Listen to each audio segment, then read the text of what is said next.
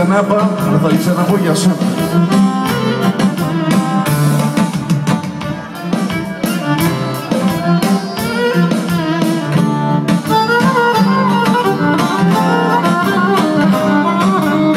Στεφανή, φαντάσου να έρθει ένας καιρός, φαντάσου να έρθει ένας καιρός και να το φέρει μοίρα και να το φέρει μοίρα να πιάσω εγώ το βιολί και εσύ να πιάσεις λύρα.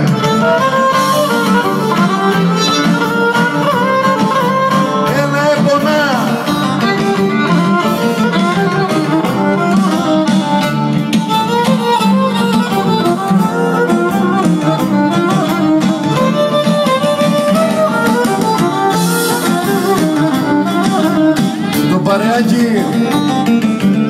Το παρεάκι ετούτον Ελευθέρη, το παρεάκι ετούτον Θεέ μου ξεμίστε βγέτο, πάνε το στον παράδεισο και κρασοπότισε το.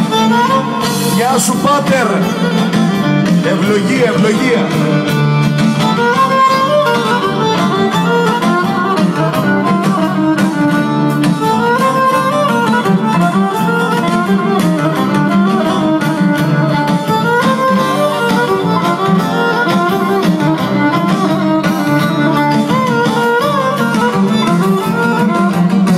Θέλει γράμματα, να γράψω θέλει γράμματα σε 18 σελίδες,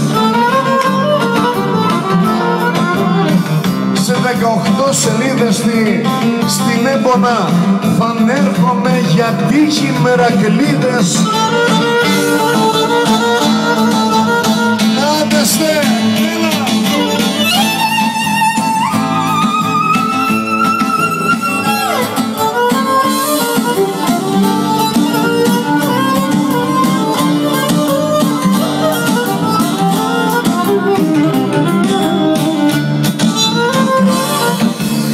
Με δικηγόρο πάτερ, με την άδεια σου, έτσι.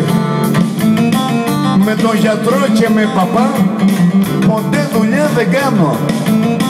Ο ένας θέλει να πονώ και ο άλλος να πεθάνω.